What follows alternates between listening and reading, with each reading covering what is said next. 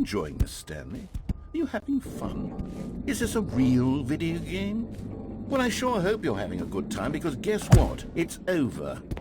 That's right. Your little fun comes to an end. This is my game, and what I say goes. You get to have fun when I let you, Stanley. Besides, you need someone like me to set boundaries for you. Without rules or boundaries, video games are nothing. Yes, that's what I am. I'm structure. I'm your sense of purpose. And since you decided you didn't want to play my game, now I don't want to play with you either. So, goodbye, Stanley. I'm leaving. See how you like it when I'm not around to set the rules. Somehow, I don't think you'll enjoy it as much. But who knows? You're an inventive kid. You'll come up with something. After all, you're the one who knows best. Take care, Stanley.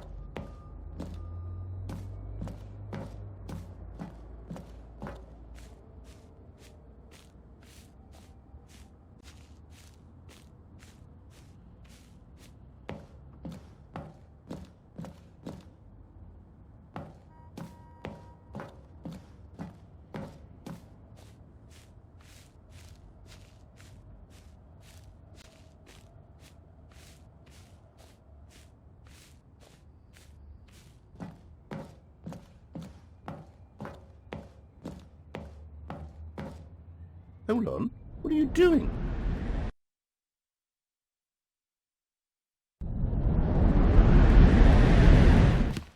Stanley, don't do that. I can't follow you there. I can't help you.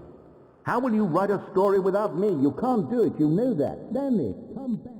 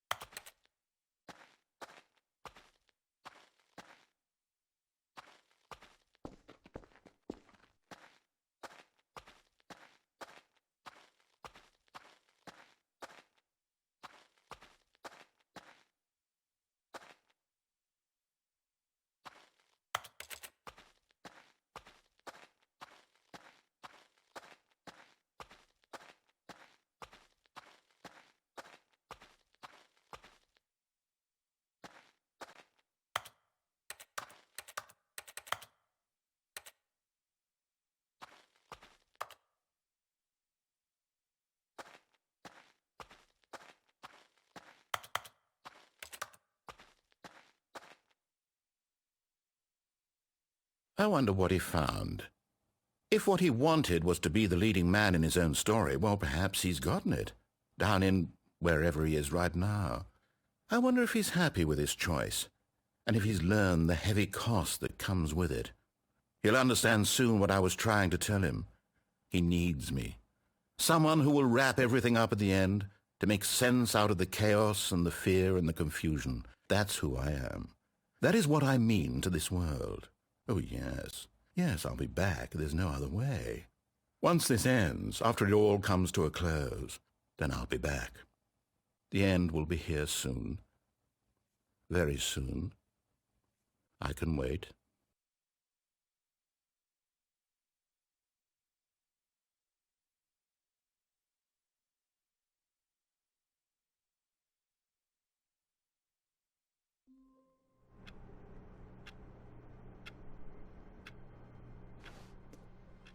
All of his co-workers were gone. What could it mean? Stanley decided to go to the meeting room. Perhaps he had simply missed a memo.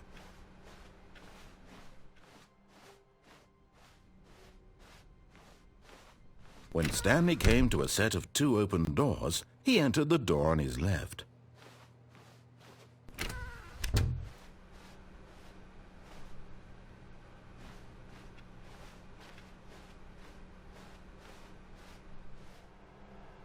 Yet there was not a single person here either. Feeling a wave of disbelief, Stanley decided to go up to his boss's office, hoping he might find an answer there.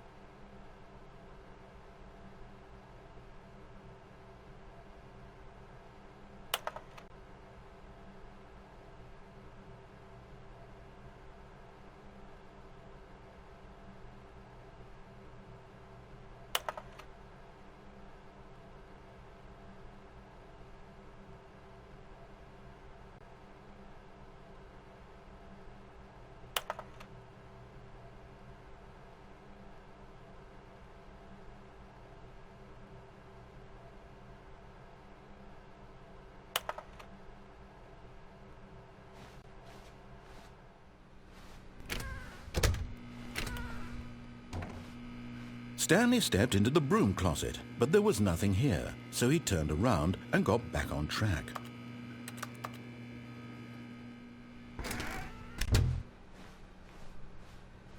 Coming to a staircase, Stanley walked upstairs to his boss's office.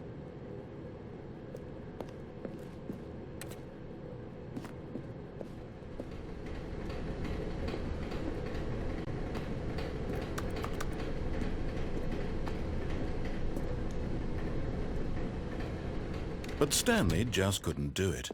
He considered the possibility of facing his boss. Admitting he had left his post during work hours, he might be fired for that. And in such a competitive economy, why had he taken that risk? All because he believed everyone had vanished? His boss would think he was crazy. And then something occurred to Stanley. Maybe, he thought to himself, maybe I am crazy. All of my co-workers blinking mysteriously out of existence in a single moment for no reason at all? None of it made any logical sense. And as Stanley pondered this, he began to make other strange observations. For example, why couldn't he see his feet when he looked down? Why did doors close automatically behind him wherever he went? And for that matter, these rooms were starting to look pretty familiar. Were they simply repeating? No, Stanley said to himself, this is all too strange. This can't be real. And at last he came to the conclusion that had been on the tip of his tongue. He just hadn't found the words for it. "I'm dreaming!" he yelled. "This is all a dream." Oh, what a relief Stanley felt to have finally found an answer, an explanation. His co-workers weren't actually gone. He wasn't going to lose his job. He wasn't crazy after all. And he thought to himself, I suppose I'll wake up soon. I'll have to go back to my boring real-life job pushing buttons. I may as well enjoy this while I'm still lucid. So he imagined himself flying and began to gently float above the ground. Then he imagined himself soaring through space on a magical starfield, and it too appeared. It was so much fun, and Stanley marveled that he had still not woken up. How was he remaining so lucid? And then perhaps the strangest question of them all entered Stanley's head. One he was amazed he hadn't asked himself sooner. Why is there a voice in my head dictating everything that I'm doing and thinking? Now the voice was describing itself being considered by Stanley, who found it particularly strange. I'm dreaming about a voice describing me, thinking about how it's describing my thoughts, he thought. And while he thought it all very odd and wondered if this voice spoke to all people in their dreams, the truth was that, of course, this was not a dream. How could it be? Was Stanley simply deceiving himself, believing that if he's asleep he doesn't have to take responsibility for himself? Stanley is as awake right now as he's ever been in his life. Now, hearing the voice speak these words was quite a shock to Stanley. After all, he knew for certain, beyond a doubt, that this was in fact a dream. Did the voice not see him float and make the magical stars just a moment ago? How else would the voice explain all that? This voice was a part of himself too. Surely, if he could just... He would prove it. He would prove that he was in control, that this was a dream. So he closed his eyes gently, and he invited himself to wake up. He felt the cool weight of the blanket on his skin, the press of the mattress on his back, the fresh air of a world outside this one. Let me wake up, he thought to himself. I'm through with this dream. I wish it to be over. Let me go back to my job. Let me continue pushing the buttons. Please, it's all I want. I want my apartment, and my wife, and my job. All I want is my life exactly the way it's always been. My life is normal.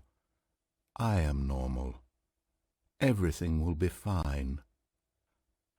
I am okay.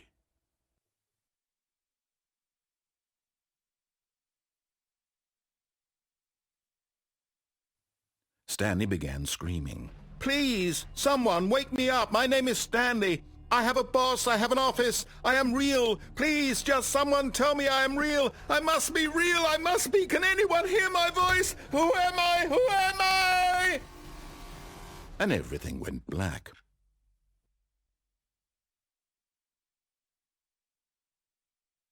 This is the story of a woman named Mariella.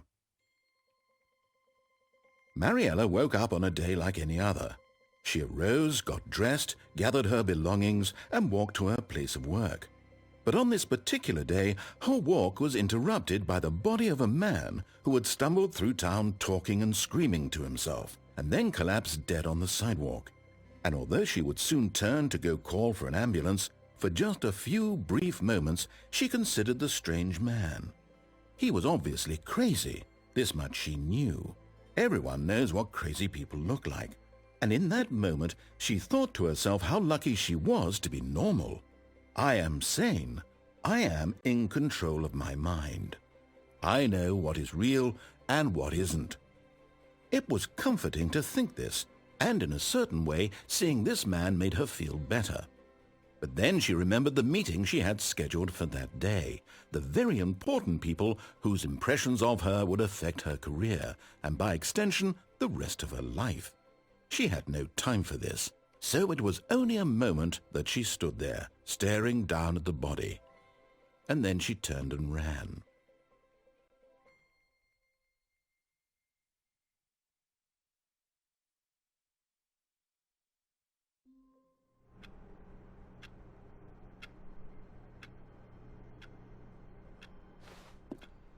All of his co-workers were gone. What could it mean? Stanley decided to go to the meeting room. Perhaps he had simply missed a memo.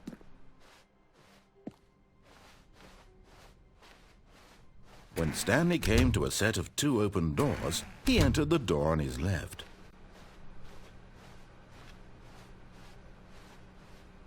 Yet there was not a single person here either.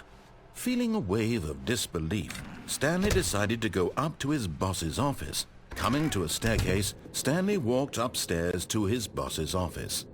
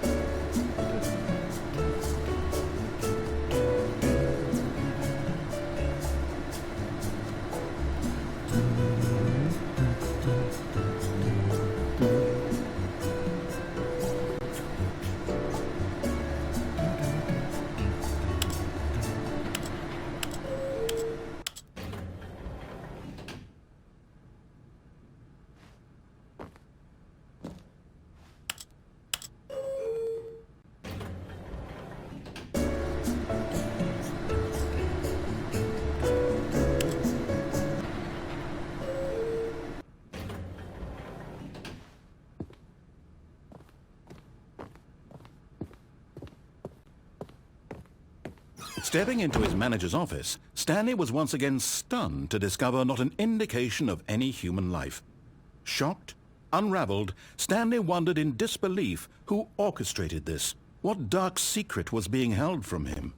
What he could not have known was that the keypad behind the boss's desk guarded the terrible truth that his boss had been keeping from him.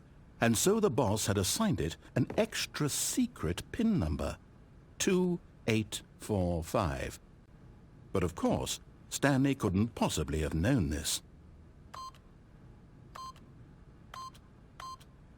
Yet incredibly, by simply pushing random buttons on the keypad, Stanley happened to input the correct code by sheer luck.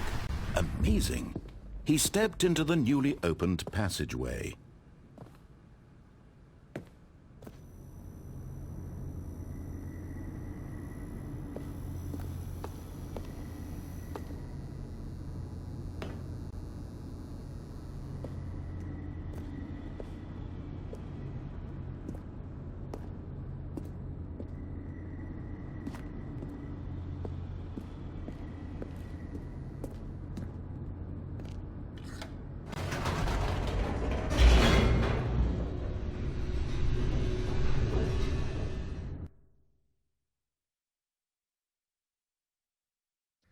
Descending deeper into the building, Stanley realized he felt a bit peculiar. It was a stirring of emotion in his chest, as though he felt more free to think for himself, to question the nature of his job. Why did he feel this now, when for years it had never occurred to him? This question would not go unanswered for long.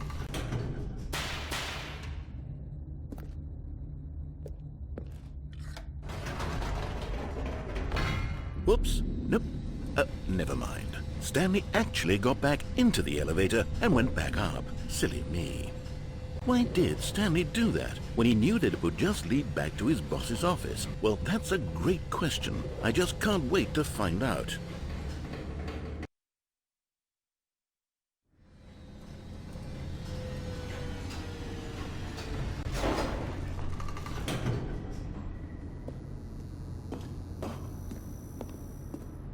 Here we are, Stanley. It's your boss's office. Exactly the way it was before you got onto the elevator. It's still just exactly what it is. What a decision you've made to come up here and look at the office again.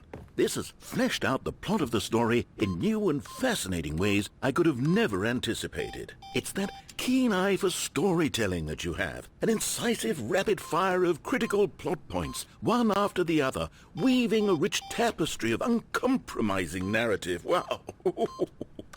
I'm bolted to the edge of my seat.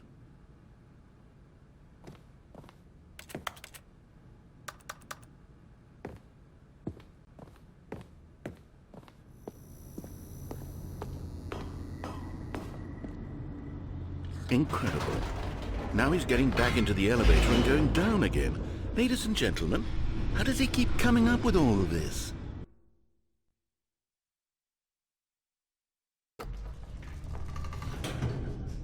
Surely this time Stanley will walk forward into the spooky corridor, won't he?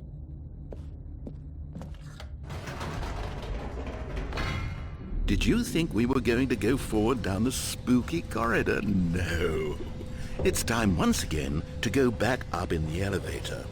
I can't even begin to grapple with what might be up there. Is it the boss's office again? Or what if it's the boss's office this time? The suspense is killing me.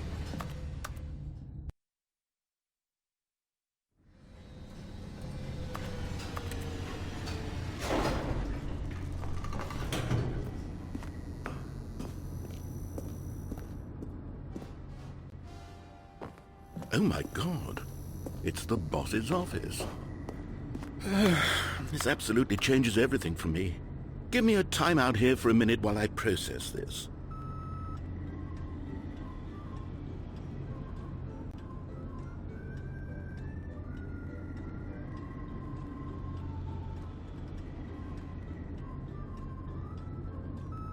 Okay, I'm ready.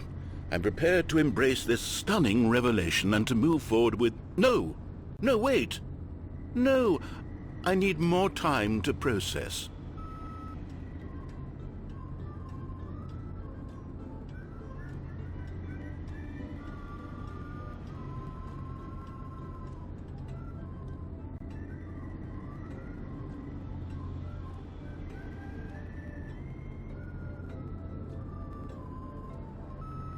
All right. I have fully come to terms with it. I have made space in my worldview for this astonishing new reality. As before, I turn to your expert eye for gripping narrative, Master Stanley. Of course. Going back down in the elevator. How did I not anticipate it? I mean, sure, now it's obvious, but you have to understand that 30 seconds ago, this kind of thing had never been attempted before. I had no frame of reference to even anticipate it. That's just how revelatory Stanley's decision-making is. A breath of fresh air in a landscape of storytelling that has grown stale and repetitive.